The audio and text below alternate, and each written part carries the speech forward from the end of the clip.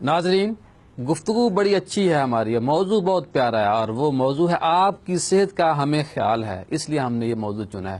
علامہ صاحب، جو مقابلے ہوتے ہیں ان کا انعامات دینا اور مقابلوں کے لیے ماحول فراہم کرنا، اس حوالے سے اسلام کیا کہتا ہے؟ بالکل، آپ صلی اللہ علیہ وسلم کی زندگی کے اندر بھی ایسے مقابلہ جات ہوا کرتے تھے۔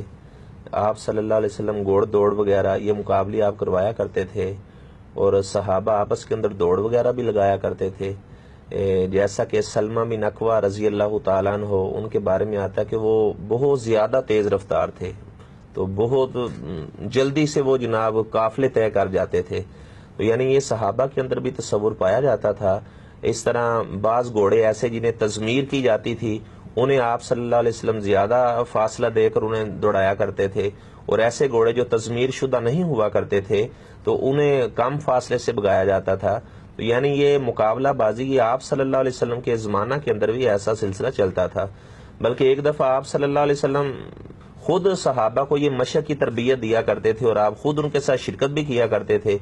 آپ صلی اللہ علیہ وسلم گزر رہے تھے تو کچھ صحابہ وہ نشانے بازی سیکھ رہے تھے، تو آپ صلی اللہ علیہ وسلم نے فرمایا ارمو بنی اسماعیل فإن اباکم کان رامیہ۔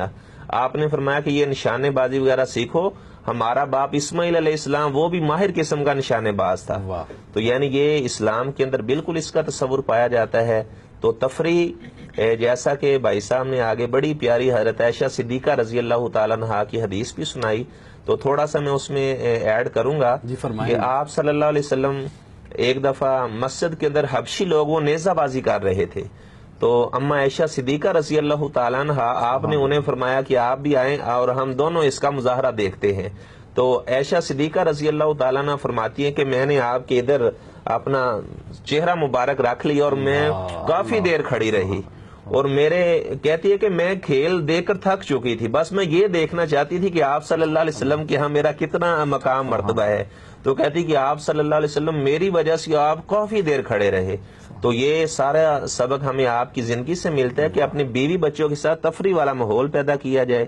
اور آپ صلی اللہ علیہ وسلم جب پانی پیتے، عائشہ رضی اللہ تعالیٰ نے فرماتی کہ آپ مجھے پیالہ، میں پہلے پانی پیتی، جس جگہ پر میں نے ہونٹ رکھے ہوتے آپ اسی جگہ پہ ہونٹ رکھ کے پانی پیا کرتے تھے۔ خوش بختی ہے جی۔ تو فرماتی کہ وَأَتَعَرَّقُ الْعَرْقَ، میں ہڈی چوسا کرتی، اور آپ فرماتے عائشہ کہاں پر آپ نے منہ رکھا ہے، تو اسی جگہ سے آپ صلی اللہ علیہ وسلم بھی اس طرح ہڈی کو چوسا کرتے تھے۔ یعنی کہ بیوی سے پیار کی جو تربیت، ہاں وہ بھی ہے، تفریح بچوں سے۔ علامہ صاحب، موضوع بہت اچھا اور بہت اچھی باتیں ہو رہی، اسی سلسلے سے آگے بڑھائیں آپ۔ جی، خوش طبعی اور ظرافت، ہلکا پھلکا ہنسی مزاح، یہ نبی مکرم علیہ الصلاۃ والسلام کی مبارک سنت ہے۔ صحابہ کرام فرماتے ہیں کہ نبی پاک صلی اللہ علیہ وسلم کے مبارک لبوں